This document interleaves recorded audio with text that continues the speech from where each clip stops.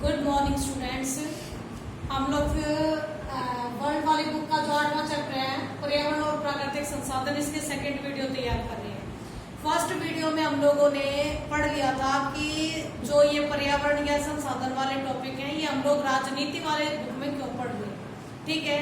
इसके अलावा मैंने आप लोगों को वो जो महत्वपूर्ण सम्मेलन थे इस बुक में जो बार बार आ रहे हैं वो मैंने एक ही जगह लिख कर आप लोगों को समझा दिए थे, ठीक है। अभी सेकेंड वीडियो में हम लोग दोबारा से चैप्टर की 3 पर आ जाते हैं, जिसमें हमारा टॉपिक सबसे पहला होगा साझी संपदा। साझी संपदा, साझी यानी जो सभी की हो, संपदा मीन्स वही संसाधन संपत्ति जो सभी की साझी हो, उसी को हम साझा संपदा के नाम से जानते हैं। अब साझा संपदा के बारे में अगर बात करें तो इसकी सिंपल सी बात आएगी भाई कि जैसे एक साझा परिवार होता है जिसमें सभी मिलजुल कर रहते हैं, जो परिवार के संसाधन है उनको संसाधनों को सभी मिलजुल कर इस्तेमाल करते हैं। ठीक वैसे ही हमारे विश्व में भी कुछ ऐसी संपदाएं हैं जो किसी एक देश की नहीं है। ऐसी संपदाएं जिस पर किसी एक देश का नहीं बल्कि सभी देशों का बराबर का हक हो, अधिकार हो, उन्हें हम साझी संपदा कहते हैं। साझी संपदा जैसे कि एग्जाम्पल के तौर पर वायुमंडल हुआ हमारा, सभी का है, किसी पर्टिकुलर एक कंट्री का नहीं है। हमारा अंतरिक्ष है ऊपर, सभी का है, जरूरी नहीं है कि किसी एक ही देश का, हम किसी एक देश का ठप्पा उस पर कभी नहीं लगा सकते। आप लोगों के महासागर हैं, बड़े बड़े महासागर हैं, इसके बाद बहुत सारी और चीजें जो हम लोगों की साझी संपदा हम कह सकते हैं जो पूरे विश्व की हैं, किसी एक कंट्री की नहीं है। अंटार्कटिका महाद्वीप भी इसी में ही आता है, ठीक है बेटा। अब है आपका कि जो साझी संपदा है, सीधी सी बात है बेटा, अगर घर में हम लोग साझे परिवार में रह रहे हैं और एक ही चूल्हे को सब इस्तेमाल कर रहे हैं और बाई चांस अगर वो चूल्हा खराब हो जाए तो हम ये करके थोड़ी ना छोड़ देते हैं कि नहीं इसको तो ये कराएगा, नहीं उसको इसको ठीक तो वो कराएगा, नहीं घर की मेंटेनिंग का काम केवल वही कराएगा, ऐसा कभी नहीं होता। अगर साझे परिवार में अगर किचन में चूल्हा खराब हो गया है तो सभी की जिम्मेदारी बनती है कि उसको ठीक कराने के लिए पहल करें, ठीक है। ठीक ऐसे ही हमारे यहाँ पर साझी संपदा जो कि मैंने आप लोगों को 3-4 नाम आगे लिखे, अगर इनमें कोई प्रॉब्लम आ जाए, अगर ये प्रदूषित हो जाए तो इनके प्रदूषित होने से अगर हमें इनको बचाना है तो हमें मिलकर इनके उपचार के लिए, रोकथाम के लिए आगे आना पड़ेगा। सभी विश्व के सभी देश मिलकर इसकी रोकथाम के लिए काम करेंगे, ठीक है। इसके बाद बेटा साझी परंतु अलग अलग जिम्मेदारी आपका टॉपिक है, यानी साझी यानी सभी की है वो संपदा जो सभी की है, वायुमंडल, अंतरिक्ष, महासागर, अंटार्कटिका, महाद्वीप वगैरह जो साझी हैं, लेकिन उन साझी आपकी संपदा के लिए सभी की अलग अलग जिम्मेदारी बनती है, ठीक है। अलग अलग जिम्मेदारी बनती है। इस मेथड को समझने, इस टॉपिक को समझने के लिए एक बढ़िया सा मेथड इस्तेमाल करती हूँ मैं। आ जाती हूँ 1992 के पृथ्वी सम्मेलन पर, ठीक है। 1992 का जो पृथ्वी सम्मेलन है उसमें बैठक में मैंने पहले भी बताया था तुम्हें कि तकरीबन 100 से ज्यादा देश थे, 170 से ज्यादा स्वयंसेवी संगठन थे। इन सभी ने मिलकर अपने यहाँ पर पूरे तरीके से एफर्ट्स लगाए थे कि वो किस तरीके से संभाल सकते हैं, किस तरीके से इस साझी संपदा का संरक्षण कर सकते हैं, ठीक है। इसके लिए हम लोग इसको समझने के लिए पूरे पोर्शन को डालेंगे 2 में, एक उत्तरी गोलार्ध के देश और दूसरा दक्षिणी गोलार्ध के देश में। जो उत्तरी गोलार्ध के देश इसमें सारे के सारे आपके विकसित कंट्री आती है, विकसित देश आते हैं, जबकि दक्षिणी गोलार्ध के देश में आपकी विकासशील और अल्प विकसित देश आते हैं, ठीक है। अब इसी बैठक में पहली बात तो यही कि साझी संपदा तो सबको चाहिए होती है, लेकिन अगर वो प्रदूषित हो गया है, अगर वो डैमेज हालत में पहुंच गया तो उसको सुधारने की जिम्मेदारी सभी की होनी चाहिए, अलग अलग तरीके से बांट के सबकी जिम्मेदारी होनी चाहिए। लेकिन यहाँ पर अपनी जिम्मेदारी निभाने वाला कोई नहीं है, क्योंकि जब 1992 में पृथ्वी सम्मेलन हुआ था तो यहाँ पर जो उत्तरी गोलार्ध के देश और दक्षिणी गोलार्ध के देश थे, इन दोनों के बीच में काफी बहसबाजी हो गई थी। क्यों?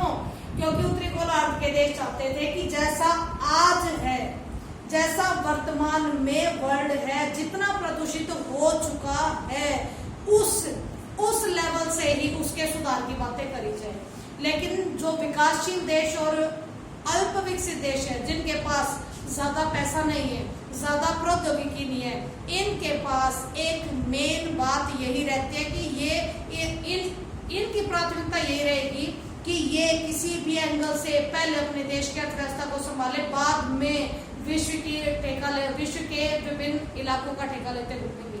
ठीक है, इसीलिए जो विकासशील और अर्थ विकसित देश हैं, ये दोनों के दोनों चाहते हैं कि आज जैसा वर्ल्ड में है ऐसा इस्तेमाल, इसी के उपचार के कोई इस्तेमाल की बातें ना हो, बल्कि जहां से शुरुआत हुई थी, यानी कि काफी पुराना टाइम यानी 1960 के दशक से, या फिर अगर कहा जाए तो 1950 के से पहले से ही जो यूरोप के देश, जो उत्तरी अमेरिका महाद्वीप के देश इस्तेमाल करते आए, इन विभिन्न चीजों का इस्तेमाल करते आए, और औद्योगिकरण की प्रक्रिया इन देशों में सबसे ज्यादा रही।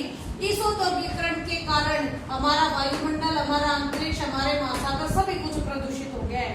तो इनको सुधारने की जिम्मेदारी भी उन्हीं देशों की ज्यादा होनी चाहिए जिन्होंने इसको खराब किया है।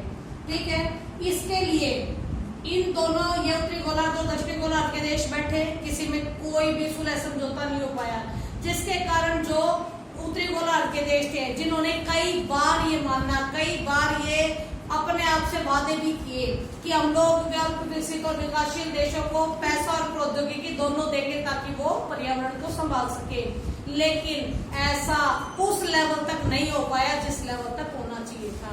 इसीलिए आज भी हम प्रदूषित हैं, पहले भी हम प्रदूषित थे, और आने वाले समय में भी हम प्रदूषित रहने वाले हैं।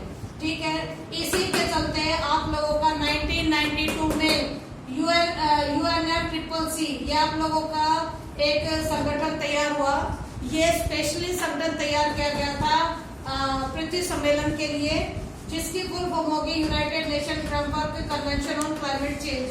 इसका निर्माण क्यों किया गया, सबसे पहले तो ये सुनो। इसका निर्माण इसीलिए किया गया था ताकि जो पृथ्वी सम्मेलन में जो भी वादे किए गए थे, जो भी अल्प विकसित और विकासशील देशों ने जो वादे किए थे, वो किस लेवल तक इम्प्लीमेंट हुए, किस लेवल तक कार्यान्वित हुए, इसकी जांच पड़ताल करवाना और उसे कार्यान्वित करवाना भी। ठीक है बेटा, इसके बाद अब आप लोगों का पर्यावरण के मसले पर भारत एक ऐसा देश है जो विकासशील देश है, और ये विकासशील होने के साथ साथ वर्ल्ड लेवल पर बड़ी महत्वपूर्ण भूमिका निभाता है। ठीक है, कहीं पर भी अगर आप लोग यूएनओ के माध्यम से अगर बात करना चाहो भारत के बारे में, तो भारत के बारे में यूएनओ में भी बड़ी चर्चाएं होंगी, क्योंकि भारत है ही ऐसा देश जो इंटरनेशनल लेवल पर भी अपनी भूमिका उतने ही दमदार तरीके से निभाता है जैसा कि वो भारत में निभाता है। जब भारत के साथ साथ पूरे वर्ल्ड ने इस चीज की जरूरत महसूस करी कि पर्यावरण की सुरक्षा होनी ही चाहिए, तो इसके लिए भारत ने क्या क्या अपने पक्ष रखे वो देखिए बेटा।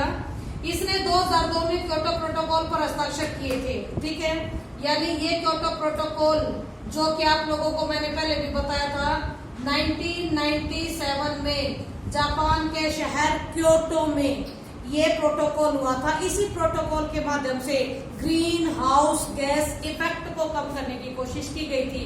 लेकिन आपको ये भी याद होगा कि मैंने ये भी बताया था कि उस 1997 में भारत और चीन को इसमें छूट दे दी गई थी।